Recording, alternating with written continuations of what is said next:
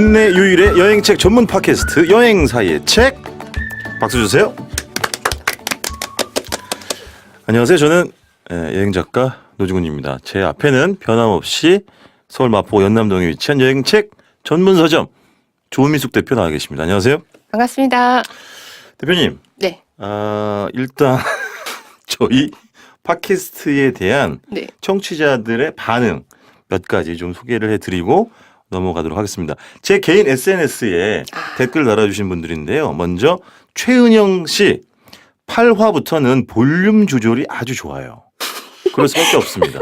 성산동에 위치한 스노우핑거 뮤직 컴퍼니, 우리 실장님 대단한 테크니션, 엔지니어. 상당히 여기 정말 팟캐스트 녹음하실 분들은 여기 많이 애용해 주시고요. 그동안 죄송했습니다. 네. 뭐가 뭘 죄송해.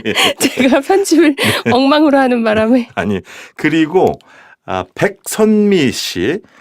이거 잘 들으셔야 돼요. 사이의 대표님 목소리 너무 우아하세요. 감사합니다. 백선미 씨가 그 대구에 사시는 그 플룻 부시는 분이에요. 혹시 제 지인은 아니시고. 제 지인이죠. 제 지인이고요. 네. 네. 근데 대표님 목소리가 우아한데 잠시 후에 대표님 목소리보다 더 100배는 더 우아한 목소리를 지닌 분을 저희가 모실 예정이니 기대 많이 해주시고요. 마지막으로 영근 씨, 팟빵에서 알림이 안 왔는데 퇴근하고 또 들어야겠네요. 저희도 여기도 댓글 있어요. 네. 여기는 네. 그 남미 카페 모르셨잖아요. 네네. 카페 이름이 남미 사랑 카페라고. 꼭 지난화의 김나랑 씨 네. 불완전하게 완전해지다. 네. 네네. 그걸 또 댓글로 꼭 남겨주셨네요. 뭐라고요? 남미 사랑 카페예요. 그 카페 이름이. 네네. 알겠습니다. 혹시 뭐 그 여행 사이에 그 다음에 네. 그 다음에 또 있는데 책 읽어주는 멋진 오빠 노중훈 작가님 목소리 짱. 그분은 이름이 없어요? 간지럼 토끼라고요. 네. 미치겠다. 혹시 그 책방 사이에 뭐 공지사항 혹시 있습니까? 저희 이게 다음 주 화요일에 업로드가 되는데요. 5월 29일에. 네. 네. 저희가 5월 22일 날. 22일 날 네. 업로드 되는군요. 네, 다음 주. 그렇구나. 5월 22일. 네네. 맞아요. 네, 22일 날 업로드가 되고 저희가 22일 날 제주도 첫 번째 테마 여행을 갑니다. 이른바 사이의 패키지. 네. 제주도 술 도가를 찾아서. 네. 그렇죠. 술 먹고 책 읽는 여행. 참가비가 30만 원이었나요? 네. 아무도 신청자가 없어서 저희 스태프끼리만 우선 가기로. 저기 그 4명 모객하는 거였었잖아요. 그죠? 네네. 근데 아무도 신청자가 없었어요. 이게 연휴 끝나고 주중이라 아마 여행을 갔다 오신 분들이 많으셔가지고 그리고 저희가 급하게 업로드를 하는 바람에 또 신청자분이 없으신 걸로. 그렇구나. 네, 가서 독서 모임은 또 할까 싶어서 오늘 SNS도 올렸습니다. 다음에 그날 만약에 제주도에서 이 방송을 들으시거나 그 전에 저희 SNS를 보시면 그날 저녁에 월정리에 게스트하우스로 오셔서 독서 모임을 같이 하시는 걸로. 대표님. 네. 이 책방을 왜 하세요? 왜냐면 책도 안 팔려. 그다음에 이 팟캐스트는 왜 하세요? 듣는 사람도 별로 없어. 뭐 공지사항을 내걸어도 누구 하나 꿈쩍하지도 않아. 이 지난하고 어렵고 돈 안 되는 일을 무슨 문화 애국자라고 뭐 이렇게 왜 하시는 거예요? 재밌지 않아요? 재밌어서? 네. 알겠습니다. 돈도 좀 생각을 하시고. 알겠습니다.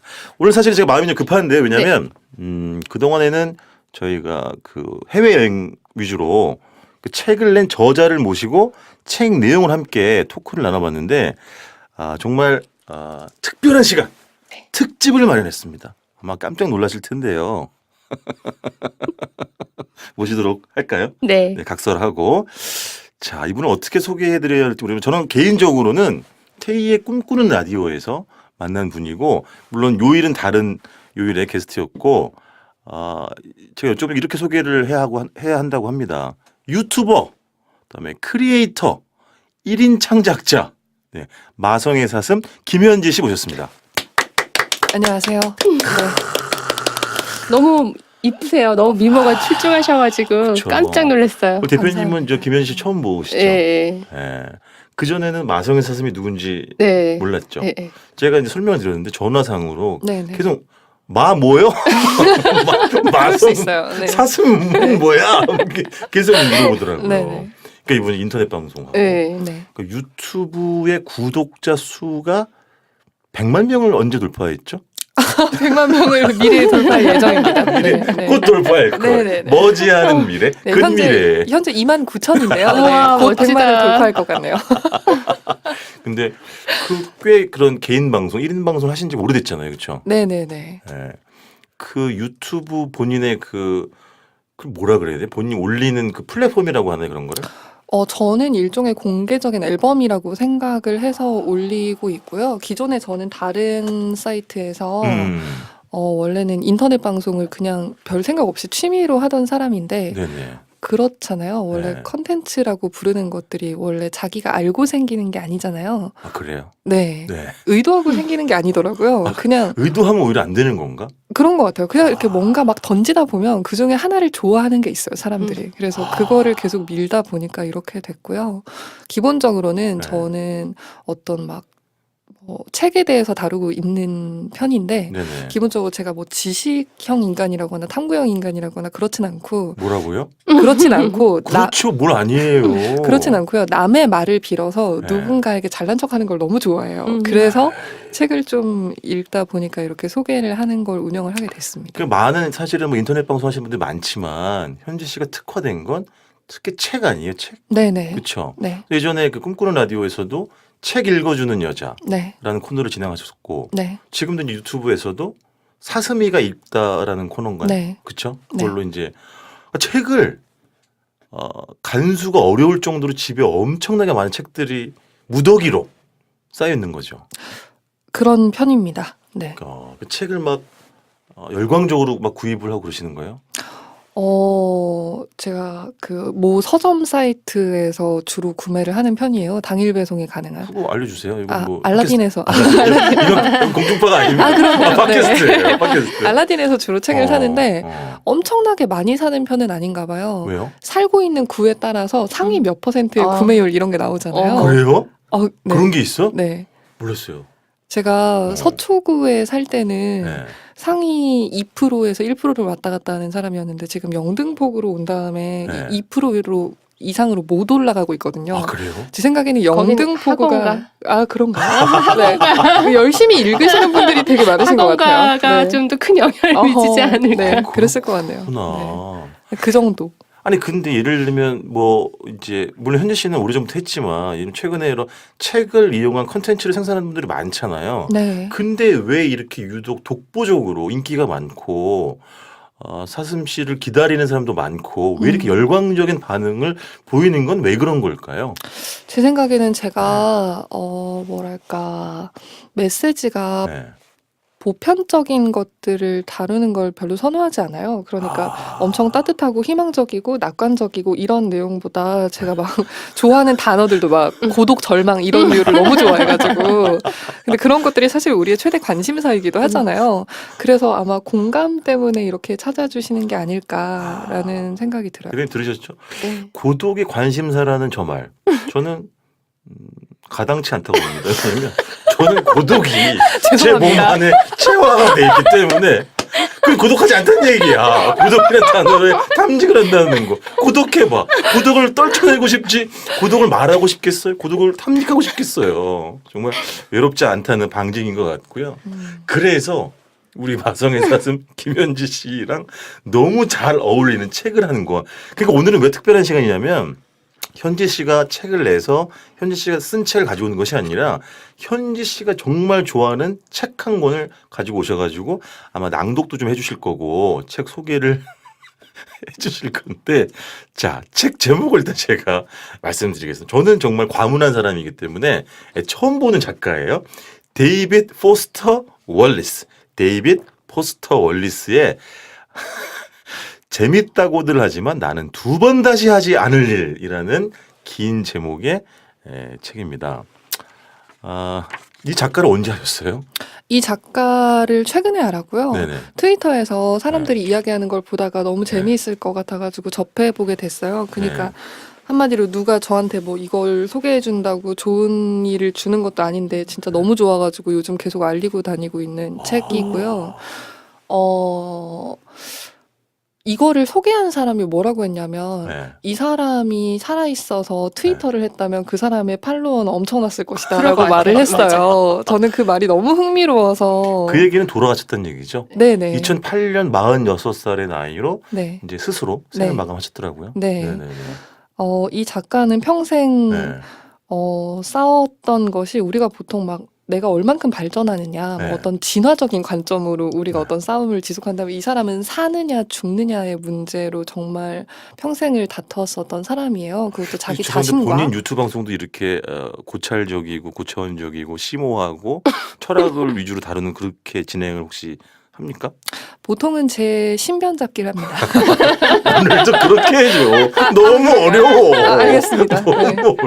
네. 아니 근데 왜냐면 이제 우리 대표님도 처음 보는 작가잖아요. 네, 네. 저도 처음 작가여가지고 음. 자신이 없어가지고 막 기사 검색해보고 음. 서평 같은 걸 제가 막 읽어봤단 말이에요. 네. 물론 이제 현재 씨가 소개를 잘 해주시겠지만 잠깐만 말씀드리면 1962년생이고 아까 말씀드린 것처럼 46살의 나이에 이른 나이죠 사실은 돌아가신 분이고 이분을 이렇게 많이들 이야기한대요. 괴짜, 천재, 자기중심주의자, 니체 이후 가장 깊은 곳에까지 이른 허무주의자, 히스테릭한 사실주의자 이렇게 평을 많이 하는데 사실입니까? 그런 면이 있다고 생각하고요. 네. 근데 저는 오히려 이렇게 네. 엄청 허무한 것에 대해서 이야기하는 사람들이 사실 굉장히 낙관적인 면이 있다고 생각해요. 그럼 뭐 달의 뒷면 이런 건가?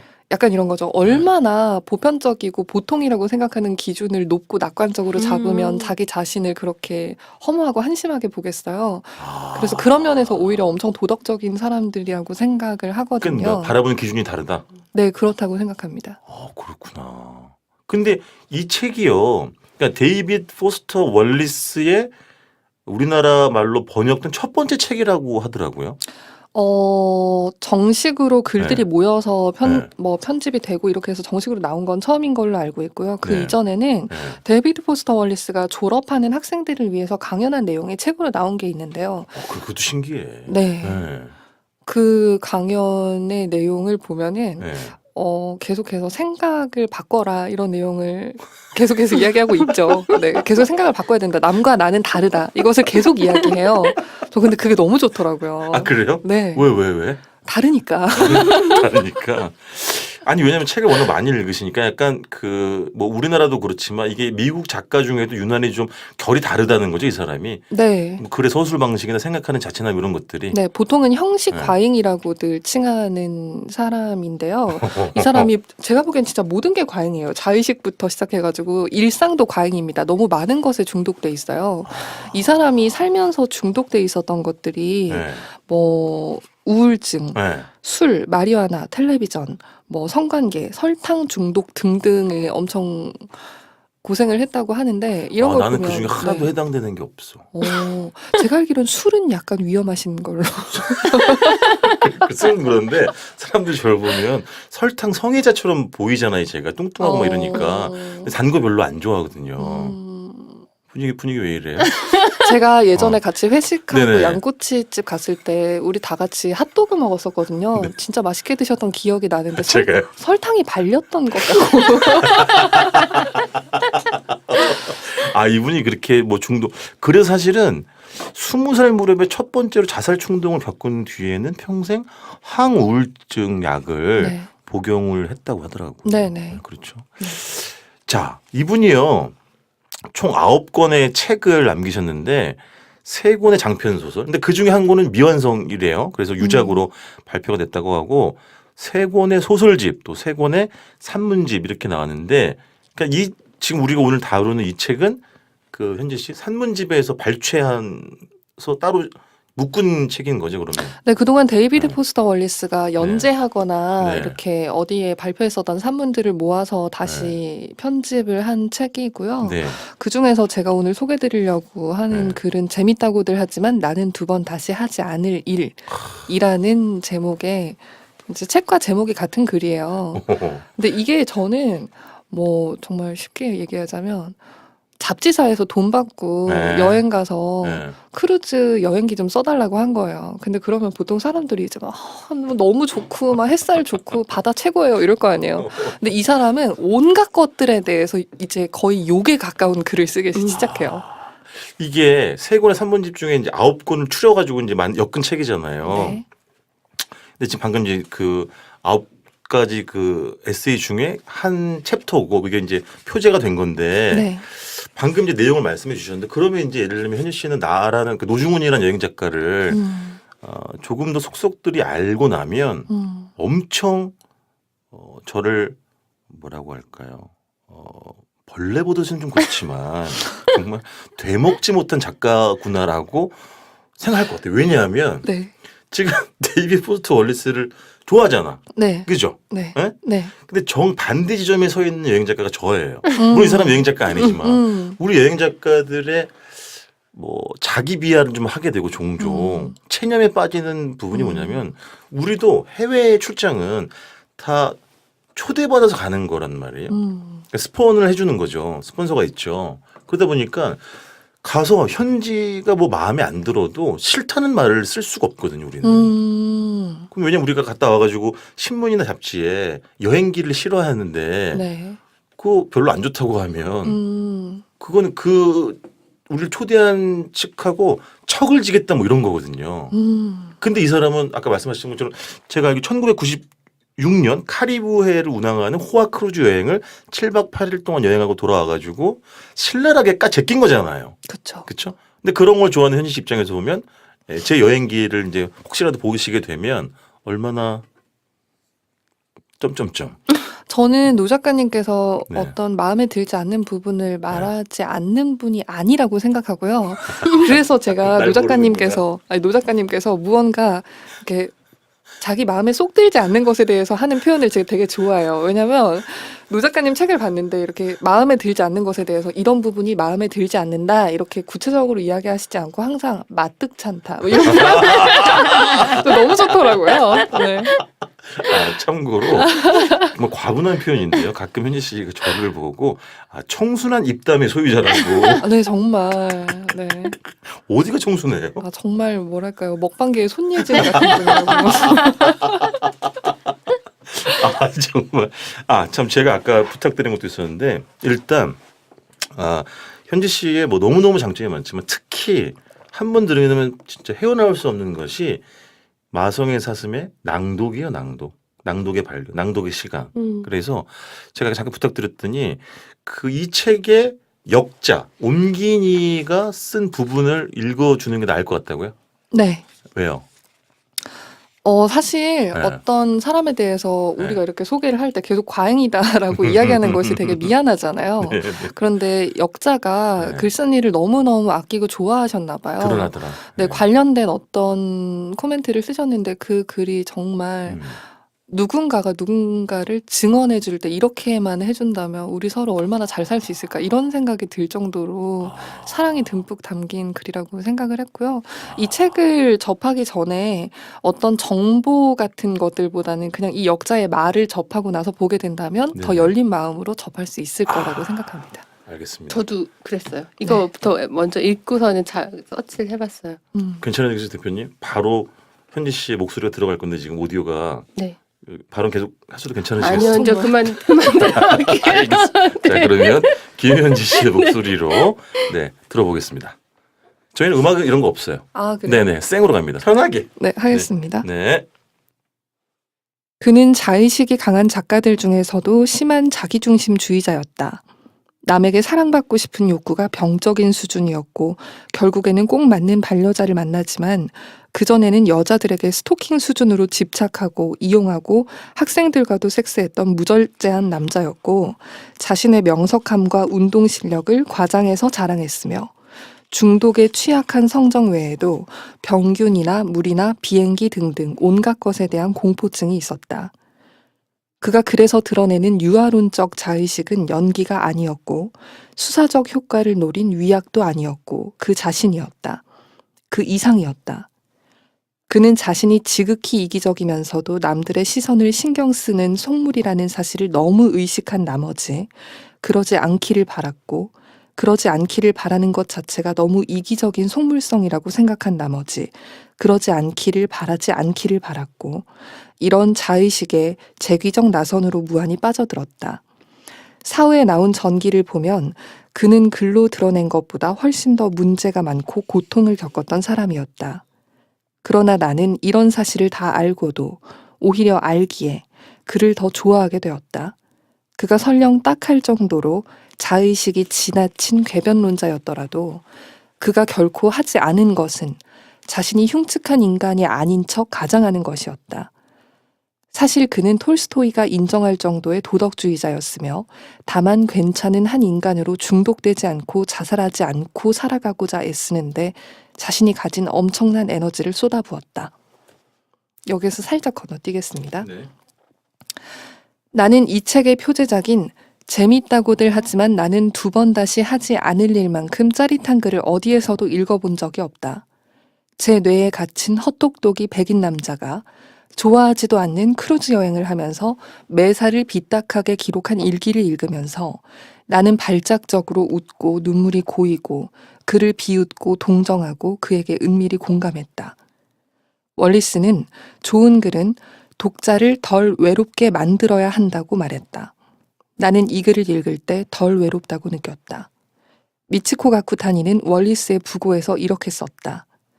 그는 마음만 먹으면 웃기게 쓸 수 있었고 슬프게 쓸 수 있었고 냉소적으로 쓸 수 있었고 진지하게도 쓸 수 있었다. 그뿐이겠는가. 그는 그 모든 것을 동시에 하도록 쓸 수 있었다. 이게 이제 번역가인 김명남 씨의 일종의 프롤로그가 되겠죠. 네. 이 작가가 예를 들면 뭐 형식이나 자의식 모든 게 과잉이라는 얘기를 우리가 많이 했는데 네. 사실은 진정한 과잉은 우리 방송에 현지 씨 목소리가 나온다는 게 과잉입니다. 저희가 누추한 팟캐스트에 이런 고급지고 정말 좀 미칠 것 같아요 지금. 이게 있을 수 없는 일입니다. 이게 저희가 구독자 수가 100명도 안 되는 갑자기 10,000명으로 늘어날 것 같아. 이 불길한 팟캐스트인데 얘기. 좀 편집 도와줘요. 근데 근데 일단 사실 이 책에 관심을 우리가 기울여야 되는데 전 자꾸 마성의 사슴에게 물어보고 싶은 게 너무 많아가지고 아니 원래 그렇게 발음이 정확하며 띄어 읽기를 잘했었어요 예전부터? 원래 어릴 때부터 저는 네. 그냥 뭐 태어날 때부터 발표 너무 잘해가지고 선생님이 발표시키고 그러는 타입의 아이였고요. 아니었다고요? 아니요, 그런 네. 아이였어요. 아이였다고. 그래서 네. 뭐 토론 대회 나가고 뭐 그런 것들을 했고 발음에 도움이 된 건 글쎄요. 어릴 때 합창을 배워서 그런가? 그런 것 말고는 딱히 뭔가를. 근데 이렇게 긴 글을 읽을 때 사실은 저도 제가 진행하는 라디오 프로그램에서 네. 그냥 매주 짧은 에세이 제가 쓴 에세이를 읽는 것도 숨이 차기도 하거니와 어디서 띄어 읽을지를 몰라가지고 아주 젬병처럼 굴거든요. 근데 그건 거의 뭐 본능적으로 이렇게 탁탁 보여요? 글을 읽을 때? 약간 머릿속에서 래퍼를 생각해요. 그래서 라임을 따라 손으로 이렇게 움직이는 그런 것들을 생각하는데요. 그래서 좀 전에 현지 씨 오른손이 마치 가수 박정현 씨가 R&B를 부를 때 손짓하는 것 마냥 이렇게 위아래를 훑고 네. 음절을 끊고 네, 네. 이랬던 거군요. 그게 몸과 입과 정신이 이렇게 일체가 돼야 편안해지거든요. 대단하다.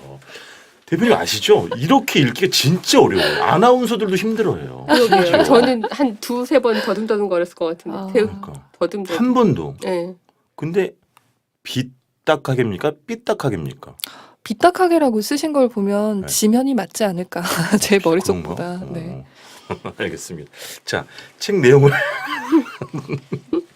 들어. 근데 참.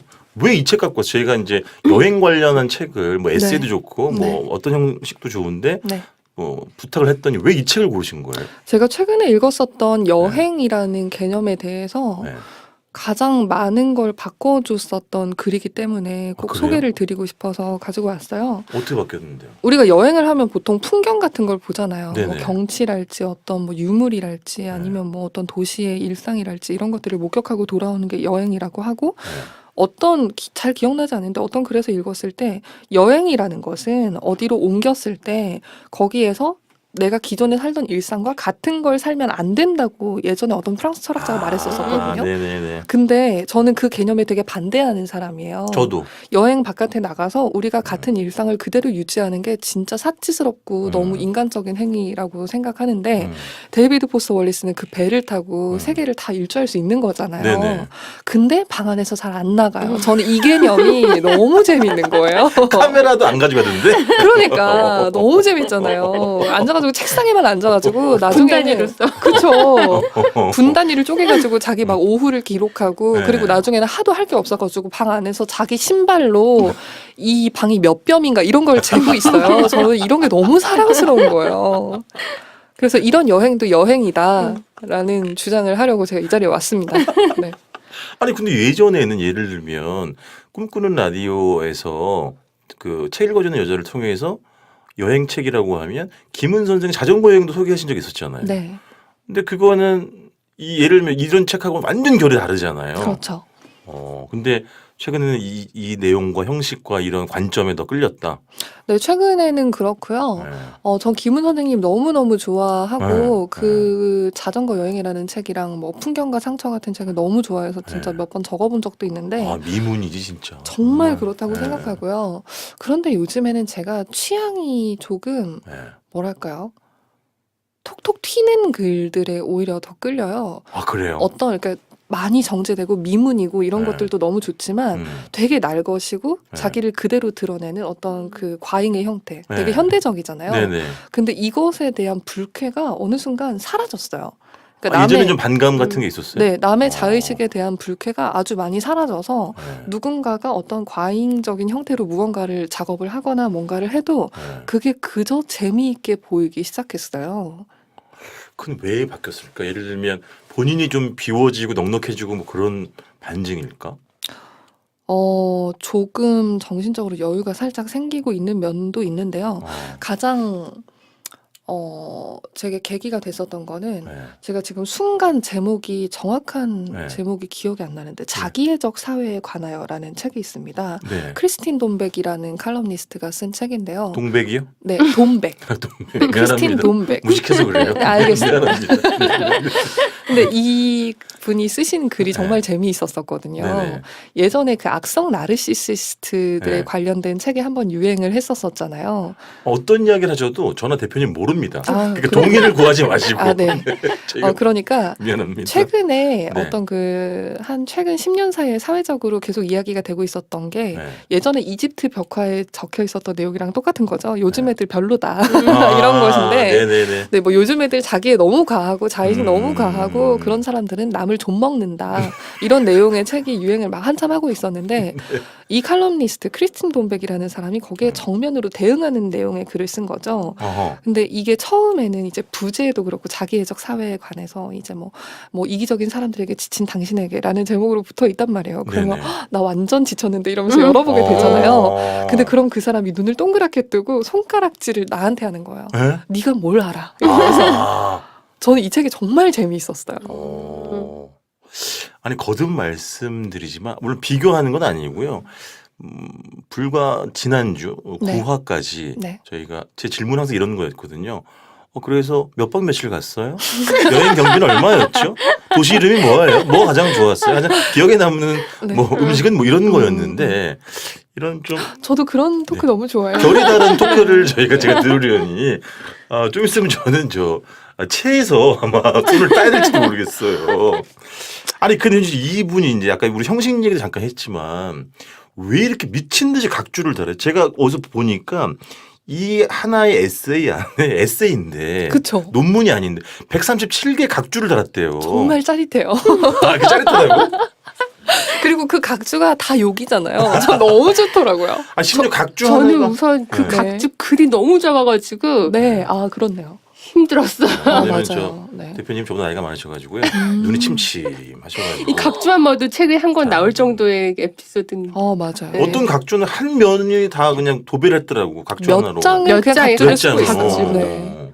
그럼 왜 그런 걸까요? 이것도 약간 형식의 과잉 뭐 이런 거 비롯되는 거예요? 근데 저는 이렇게 어떤 첨언을 네. 쉬지 않고 계속해서 한다는 게 네. 일종의 친절이라는 생각이 들어요. 친절 과잉 네, 정말 친절 친절 과잉. 아 친절해. 과잉이다. 네. 근데 이것도 뭐 중요하지 않은 질문일 수 있겠지만 그런 건 어떻게 읽어요? 저 같으면 읽다가 각주가 걸리잖아요. 그러면 바로 내려가서 각주를 어쨌든 잘 소화를 하고 다시 들어가거든요. 근데 어떤 네. 사람은 그냥 쭉 지나간 다음에 마지막에 각주를 한 번 훑어보는 사람도 있단 말이에요. 네. 어떻게 읽어요? 그래서 제가 이번에 유튜브에서 네. 낭독할 때 이분의 글을 다루는 걸 정말 고민했어요. 왜냐하면 그러니까. 각주를 어떻게 처리해야 될지 그렇지. 모르겠는 거예요. 그래서 네. 읽다가 각주 몇 번 읽고 다시 돌아오고 본문을 읽고 각주 몇 번을 다 읽는 걸 선택했거든요. 그랬더니 각주가 많은 대화문도 있어요. 많은 분들께서 저한테 이메일로 더러워서 샀다 이렇게.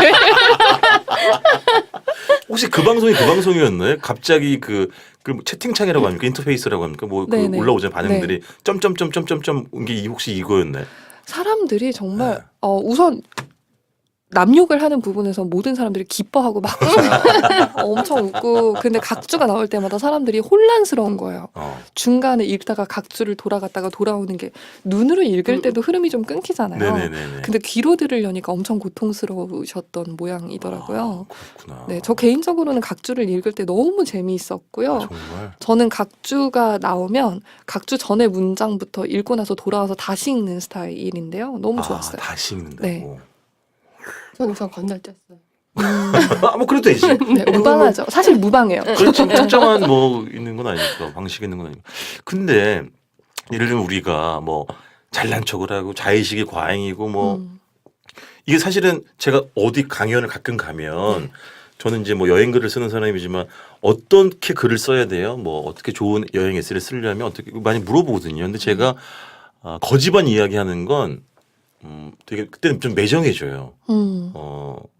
내가 못 쓰는 걸 좀 인정을 해라. 그리고 그냥 어차피 주어 서술어가 너무 안 맞으니까 최대한 짧게 써라. 단문으로 써라. 그다음에 접속 부사 이런 거 대체적인 붙이지 마라. 이렇게 하거든요. 근데 이분의 그런 요즘에 어떤 그런 거와 반대된다고 해야 되나? 엄청 만연체고 막 네. 콸콸콸 쏟아 넘치는 이런 거잖아요. 네. 근데 우리가 이제 어떻게 보면 그런 것들이 이렇게 뭐 이렇게 잘난 척을 해 이렇게 얘기할 수도 있겠지만 알고 보면 이 사람이 아는 것도 엄청 많고 지적 호기심도 많고 공부도 되게 많이 하는 작가인 거죠. 그건 제가 사실 모르지만 아마도 그렇죠. 그렇겠죠. 느낌이 오잖아. 네, 그쵸. 지적 호기심이 왕성했던 사람이라고 생각이 들고요. 그리고 제 생각에는 교육에 대한 열정도 되게 강했었던 사람인 것 같아요. 그래서 실제로 글쓰기 스승님으로서 되게 좋은 사람이었다고 평가받는다고 하고요. 일상과는 좀 다르게 좋은 선생님이었다는 평가를 듣는다고 하고, 그리고 그 강연의 내용도요. 계속해서 내가 지금 여러분한테 잘난 척하고 싶은 게 아니고 그냥 한번 이렇게 생각을 해봐라. 여러분들은 이미 너무 잘났다. 이런 식으로 접근을 하는데 그 접근도 되게 좋았어요. 여러분들은 이미 잘났다. 네, 아까 이야기했었던 그 네. 역자가 이야기한 어떤 그 자의식의 재기적 나선. 네, 근데 우리가 모두 빠져 있잖아요. 네.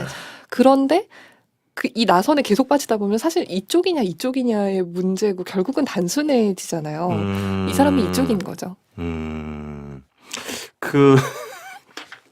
이게 계속 그 아주 자잘하게 쪼개서 내용이 그 시간 순서, 날짜 순서대로 쭉 갑니까?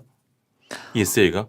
초반에는 우선 네. 의외로 감사에 대한 내용이 감사? 네, 뭘 감사해요? 그냥 그 여행에 대해서 본인이 봤었던 풍경들이나 어떤 자기가 그렇게 쾌적한 여행을 할 수 있게 도왔던 사람들에 대해서 감사하는 내용이라고 느꼈는데요. 읽는 사람에 따라 아닐 수도 있겠네요. 약간 비꼬는 걸 수도 있어요? 전 그렇진 않다고 생각해요. 네. 그래서 처음에는 이제 감사로 시작했지만 그 날이 거듭되고 시간이 이제 흘러갈수록 이 사람 특유의 어떤 뾰족함, 비아냥거림이라고 할까? 이런 것들이 이제 배워 나오는 거예요. 그래서 네, 그렇죠. 근데 이 비아냥이라는 것이 알고 보면 얼마나 고결한가 하면 이 사람이 비아냥되고 있는 것은 사실 우리가 정말로 반성해야 되는 것들이라는 거예요. 단순히 취향의 문제를 이 사람이 가지고서 그렇게 이야기하는 게 아니라 진짜 어떤 그 도덕적이고 인류적인 고민 같은 것에 대해서 이 사람이 계속해서 비꼰다는 거죠. 예를 들면 나도 미국인이지만 이런 데 와가지고 유색인종들 앞에서 이런 식으로 구는 미국인들이 정말 짜증난다. 이런 것들을 적는 거거든요. 그렇기 때문에 읽으면서 불쾌가 좀 덜한 것 같아요. 그래서 그 이분의 제가 어디 적어놨는데 어디 있지? 다른 에세이 중에 하나인데 이제 랍스터 우리 쓸 땐 로브스터라고 쓰지만 네. 그걸 다룬 에세이에서도 사실 이야기하고자 하는 것은 그 동물의 고통 이런 거에 그렇죠. 대해서 그렇죠. 네. 아까도 계속 말씀하셨지만 이분은 어떻게 보면은 너무 어떻게 보면은 그 이상적이고 네. 좀 도덕적인 수준 네. 또 바라보는 관점이 너무 높은 거 아닌가? 그래서 본인이 끝없이 괴로웠던 건가 그러면? 저는 이분의 글 읽으면서 계속 어떤 게 생각나냐면 네. 미국에는 스탠드업 코미디 문화가 되게 잘 발달되어 있잖아요. 네네. 그래서 그 스탠드업 코미디를 하는 장면 같은 게 계속해서 생각이 났어요. 그래서 본인이 어떤 캐릭터를 연기를 하고 그럼으로써 이 부분은 사람들이 좋아하더라. 중간에 기침하시는 거 있잖아요. 이 부분이 많은 사람들이 매혹을 당하더라고. 이 부분 안 네네. 잘라주시나요? 왜 잘라? 우리 그런 거 그래요? 없어. 네. 네. 이렇게 무슨 얘기하고 있었죠?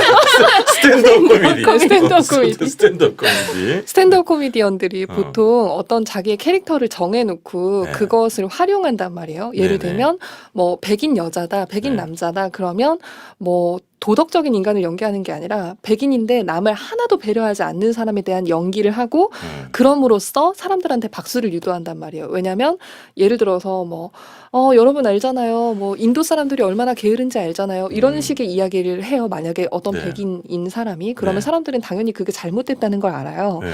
그렇기 때문에 박수를 보낼 수 있단 말이에요. 네. 이거는 상호간의 믿음이 있기 때문에 이상적일 수 있다는 생각이 들어요. 그게 무슨 말이야? 상호간에 믿음이 있다고? 네, 그러니까 이 사람이 나의 어. 나의 메시지를 이해해 줄 것이라는 아. 믿음이 있으니까 그런 코미디를 할 수 있는 것처럼 네네네. 이 글도 그런 믿음으로 쓰여진 것이 아닌가. 아니 이분이 갑자기 드는 생각은 뭐냐면 그러니까 예를 들면 어떤 뭐 사회적 통찰이나 작가의 통찰이나 아니면 던지고 싶은 메시지나 아니면 뭐 기준 같은 걸 드러내는 방법 중에 네, 그러니까 저 같은 사람은 네, 저를 좀 낮추는 편이거든요. 음.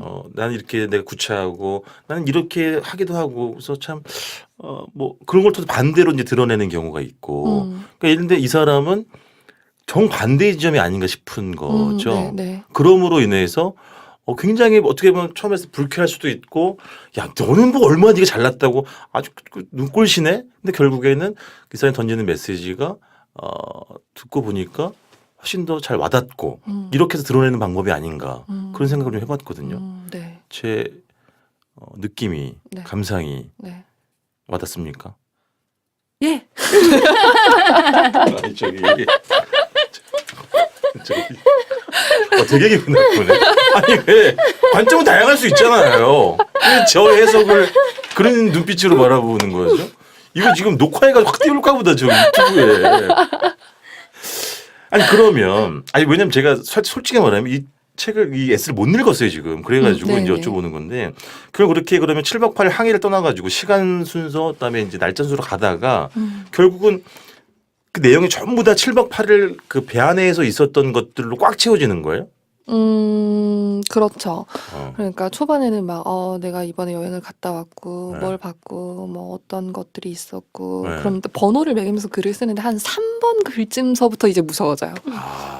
그러니까 아까 말씀하셨던 것이 초반부는 약간 감사로 시작했다가 이제 3번부터 본격적인 이빨을 드러낸다 뭐 이런 겁니까? 네, 근데 이 사람의 매력이 이빨을 드러내는 데에만 있는 게 아니라요. 네. 번호가 매겨져 있는 1번, 2번 글을 보면 이 사람은 글이 테크닉이나 어떤 그 미문으로서의 역할 같은 게 빠지는 사람이 아니에요. 그렇다면 네. 왜냐하면 그 문학평론가 신영철 씨가 굉장히 뭐 칭찬을 많이 하면서 물론 이제 이 옮긴 분의 그런 번역 솜씨도 굉장히 네. 칭찬하셨더라고요. 그러니까 네. 글 솜씨 자체가 이미 뛰어나신 분인 것 같긴 하더라고요. 네. 정말 너무 재미있어요. 너무 재미있어서 요즘에 네. 만나는 사람들이 무슨 책 재미있게 읽었냐고 하면 다른 게 기억이 안 날 정도예요. 근데 그 재미라는 것이 어떻게 오는 겁니까? 예를 들면 아주 지극히 아주 세부적이고 아까 뭐 신발로 방향 그 크루즈 객실의 네. 너비를 쟀다고 하는 음. 것처럼 우리가 다른 여행에서 볼 수 없는 지극히 세심하고 아주 그냥 디테일한 면들을 쓸데없는 것들을 네. 보여주는 그런 것에서도 오고 네. 그다음에 그 신랄하게 비판하는 그런 까칠한 시선에서도 오는 거고 네. 네, 문체적인 어떤 글 쓰는 방식에서도 아까 그 글솜씨에서도 느낄 수 있고 네. 그럼 저는 완벽한 작가네. 지금 현지 씨한테는 그렇다고 봅니다. 그러니까 책을 아직 내보신 적이 없죠. 네. 현지 씨. 네. 그러니까 어떻게 될지 모르겠지만 네. 이런 방식으로 어떤 게 한번 내보고 싶어요? 아니요. 왜요? 이렇게 하려면 너무 많은 공부를 해야 되는데 저는 그 정도로 공부하는 걸 엄청 좋아하는 사람은 아니고요. 얄밉다. 공부하는 거 엄청 좋아하지 않는데 그렇게 많이 알아? 어?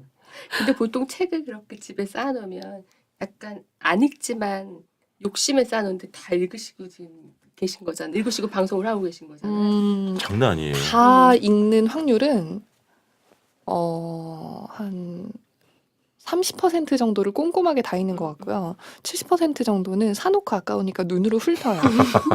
눈으로 훑고 그리고 어떤 날에는 이 책이 좀 읽혔으면 좋겠는데 안 읽히잖아요. 그러면 다음을 노려서 네. 어느 날 다시 펴보고. 근데 그럼 보통 안 오거든요. 안 오는 책은 계속 안 와요. 그렇지. 본 책을 또 봐요. 아, 근데 네. 현지 씨도 그런 게 있구나. 엄청 많죠. 저는 저 같은 책 읽기 아주 그냥 범인 수준 정도만 그런 줄 알았는데 고수에게도 그런 게 있군요. 제가 보기에 노 작가님도 뭔가 남몰래 책 엄청 많이 읽으실 제가요? 것 같은데. 지난해 8권 읽었어요. 많이 읽으시네요. 그 혹시 현지 씨 이 책의 내용을 뭐 아니면 이 작가의 특징도 좋고 그런 거를 좀 우리가 느낄 수 있는 한 부분 하나만 더 낭독을 해줄 수 있는지를 한번 지금 봐주시고 있으면 말씀해 주시고요. 네. 찾으시는 동안 이런 구절이 있어 제가 이제 잠깐 소개를 해드릴게요. 아까 말씀드린 것처럼 이 작가가 1996년 카리브해를 운항하는 호화 크루즈 여행을 7박 8일 동안 하게 됩니다. 그래서 거기서 보고 느낀 것을 이제 이야기해달라는 잡지사의 의뢰를 받는 거죠. 근데 그 잡지사에 어떻게 보면 기대를 배반하는 이런 식으로 이제 글을 썼다는 거죠. 호화 크루즈 여행에서 전반적으로 느껴지는 절망은 아까 사실은 현지 씨가 얘기한 부분입니다. 내가 무슨 수를 써도 나의 본질적이고 세상 불쾌한 미국인성에서 벗어날 수 없다는 사실로부터 일부 비롯한다. 그리고 또 한 구절은 여행자라면 누구나 휴대하는 카메라를 전혀 지니지 않았다는 사실에 삐뚤어진 자부심을 느끼고 크루즈를 칭찬하는 선배 작가의 예술 인척하는 광고글에 신랄한 비판을 또 가하고요. 또 크루즈 직원들이 기계적으로 지어 보이는 미소에 치를 떨며 줄을 서서 버스에 오르는 승객들을 보며 영화 신들러 리스트의 어우야 세다. 아우슈비츠행 탑승 장면을 닮았다는 생각을 떠올립니다. 대충 이제 좀 느낌이 오겠죠? 그래서 혹시 찾으셨어요? 네, 찾았습니다. 네. 그런데 한 번만 더 기침할 기회. 얼마든지. 아까 얘기했잖아요. 매혹의 순간이에요. 이게 매혹의 순간이고. 좀 잘라주시면 안 돼요? 뭘 잘라? 예를 들면 이창동 감독님의 이게 그 신작이죠. 저는 그 소리를 들을 때면 버닝, 제가 타는 듯한 그런 느낌을 받습니다. 여기서 이창동 감독님 그런 방송이에요. 네, 알겠습니다. 읽겠습니다. 네. 37페이지의 글이에요. 네. 나는 지금 33살이다. 세월이 벌써 한참 흘렀고 매일 점점 더 빨리 흐르는 것처럼 느껴진다. 나는 매일매일 무엇이 좋고 중요하고 재미있는가에 대해서 여러 선택을 내려야 하고 그 선택으로 말미암아 가능성이 차단된 다른 선택들의 박탈을 감수해야 한다. 나는 차츰 깨닫고 있다. 세월이 점점 더 빠르게 흐를수록 선택의 폭은 점점 더 좁아지고 박탈된 선택은 기하급수적으로 늘어나서 결국 내 인생은 평생 풍성하고 복잡하게 가지쳐온 나뭇가지의 한 지점에 다다를 텐데 그 지점에서 내 삶은 그 하나의 경로로 제한될 테고 이후에는 세월이 나를 정체와 위축과 부패의 단계로 몰아넣을 것이며 그러다 결국 나는 최후의 구조의 기회마저 놓치고 그동안의 모든 싸움이 허무로 돌아가는 것을 보면서 시간을 익사할 것이다. 무서운 일이다. 하지만 나를 그렇게 가두는 것은 다름 아닌 내 선택들이기 때문에 어쩔 수 없는 일로 보인다. 조금이라도 어른답게 살고 싶다면 나는 어떻게든 선택을 해야 하고 그로 인한 박탈을 애석해하면서도 그것을 감수하고 살아가야만 한다. 살짝 건너뛸게요. 당신이 마지막으로 아무것도 안 한 때는 언제였는가? 나는 내가 마지막으로 아무것도 안 한 때가 언제였는지 안다. 내가 굳이 이것저것 선택할 필요 없이 모든 욕구가 외부로부터 충족되었던 때. 내가 욕구를 말할 필요도 없고 인식조차 못했던 때. 그때도 나는 액체에 떠 있었고 그 액체 또한 짭짤했으며 따뜻했지만 지나치게 따뜻하진 않았다. 그때 내게 의식이란 것이 있었는지는 모르겠지만 만약 있었다면 나는 두려움 따위는 느끼지 않았을 것이고 정말로 좋은 시간을 보내고 있었을 것이고 모든 사람에게 너도 여기 함께 있다면 참 좋았을 텐데 하고 엽서를 써보냈을 것이다. 네. 제가 그 낭독하시는 도중에 네. 그 문자로 자꾸 연락이 와가지고요. 네. 제대로 못 들었어요. 네. 어떤 내용이었어요? 그러니까 네. 이걸 작가가 아닌 제가 뭐 본인의 감상일 네. 수도 있으니까. 네. 그러니까 어떤 작가 자신의 어떤 음. 당시의 어떤 네. 삶을 살면서의 마음가짐 같은 것에 대해서 쓰고 네. 그러고 나서 아무것도 안 한 데 너무 행복하지 않았냐고 묻는 거예요. 그리고 아무것도 자기가 안 해서 안 한 네, 한 게 없는데 행복하다. 네. 어. 그리고 자기가 마지막으로 아무것도 안 한 데는 어머니의 뱃속이었다라고 적혀 있는 것 같죠? 네, 따뜻한 물 속에서 액체가 짭짤한데 미지근했으니까. 아니 근데 이제 만약에가 아니라 이렇게 우리 보통 형이상학적이고 자의식 과잉이라고 하면 글의 내용이나 이런 것들이 되게 너무 형이상학적이어가지고 난해하고 이해하기 어렵고 네. 구체성을 떼지 않고 네. 이런 경우들이 많잖아요. 근데 네. 이 작가는 그런 건 아닌가요? 그렇지 않다고 생각하지만 난해하다는 거 늘 상대적인 개념인 것 같고요. 그러면서 왜 저를 낮춰보시죠? 제가 언제 그랬어요? 저 진짜 안 듣기가 왜 이렇게 저를 잡아먹으려고 그러세요, 진짜. 이게 또 물론 미안해. 안 듣기가 큰 줄 몰랐어. 안 듣기가 서 그러네. 네. 그래서 그런 거 같지. 그러니까 물론 상대적인 개념이 되겠죠, 그렇죠? 네, 그렇기 음. 때문에 읽으시는 분들이 아마 난해하다고 하실 확률도 높다고 생각하고요. 네. 근데 확실한 건 책을 좀 좋아하신다. 그런 분들은 정말 다들 좋아하시더라고요. 네. 상당히 위험한 발언인데요. 그러면 책을 안 좋아하는 사람들에게는 다가설 수 없는 그런 굳건한 공고한 성벽 같은 뭐 그런 책인가요? 제가 죄송합니다. 죄송합니다. 이제 고급진 게스트를 모셔놓고 이렇게 싸구려 진행을 해가지고 정말 제가 거듭 사과드리지만 제가 이 책을 안 읽어봤어요. 좀 최근에 이제 노는데 정신이 팔려가지고요. 미안합니다. 뭐 하고 노세요, 요즘에? 요즘에 네. 솔직히 말씀드리면 네. 이제 라디오는 제가 어느 정도 씹어 먹은 것 같아서 아우, 그럼요. 네. TV 쪽에 진출을 하려고 어우. 그렇게 제가 선을 대고 다녀요. 네. 줄을 대고 네, 다녀요. 근데 전망은 좀 어둡습니다만은 그래도 한두 군데라도 어떻게 후벼 파볼까 해가지고 좀 그러고 다니고 있어요. 그래서 요즘 줄을 대고 네. 노시는군요. 저런. 텔레비전, 네. TV 쪽, TV 테레비. 관계자들, 테레비요? 프로듀서들에게 본부장, CP 이런 사람들 제가 공문 일을 아주 쫓고 다니고 있습니다. 네. 이 팟캐스트 들으시는 분들이 믿기지 않겠지만 거의 지금 시간이 다 됐습니다. 아이고, 벌써. 네, 네. 들으시는 분들이 그러고 갈피가 없고 너희들이 뭘 했는데 벌써 이 방송을 무슨 책이냐? 무슨 이럴 책이냐? 것 같아요. 여러분 이 책이 그렇습니다. 이 책이 난해하고 형이상학적이고 알기 어렵고 네. 그렇습니다. 그래서 꼭꼭 씹어서 읽으시기 바라고요. 근데 어쨌든 이게 이런 거 말이에요, 현지 씨. 네, 네. 이 여행 에세이라고 할 수는 있어요? 당연하죠. 그래? 네. 왜? 하퍼스에서 돈 받고 크루즈 가서 여행하면서 썼어요. 그럼 여행 에세이죠. 근데 그 잡지 편집자나 편집장이나 담당 기자는 네. 이거를 받아들였을까? 그러게요. 이 근데 한국적 정서는 있을 수 없는 얘기거든. 중간에 막 거의 네. 죽고 싶다 뭐 그런 이야기도 쓰면서 그 뒤에 편집자가 이 말을 자르겠지 뭐 이런 글도 쓰거든요. 근데 안 잘랐어요. 그런 걸 네. 보면 어느 정도 엄청 존중받고 있었다는 소리가 아닌가. 근데 아무리 네. 그 뭐 환경에 대한 매체라고 하더라도 심지어는 이게 에세이 자체가 양도 너무 넘쳐나가지고 이걸 네. 싣기도 어렵거든요, 사실은. 잡지나 이런 네, 곳에. 네, 네. 나는 그 사후의 그것도 너무 궁금한 거야. 실질적으로 이 일을 하고 있는 일선 여행자. 네. 일선은 아니지 많이 밀려가지고 이제 일은 거의 없지만 슬픈 작가예요. 그래서 근데 그게 궁금한 거야. 그 네. 프로세스가. 네. 예. 왜냐면 우리에게는 있을 수 없고 우리한테 가혹한 사실 환경에서 우리는 일하고 있거든요. 아이고 미국이잖아요. 그래서 저 미국 좋아하네. 근데 이거는 여담입니다. 크루즈 여행 혹시 해보신 적 있어요? 아닌데요. 네. 저랑 엄청 친한 친구가 네.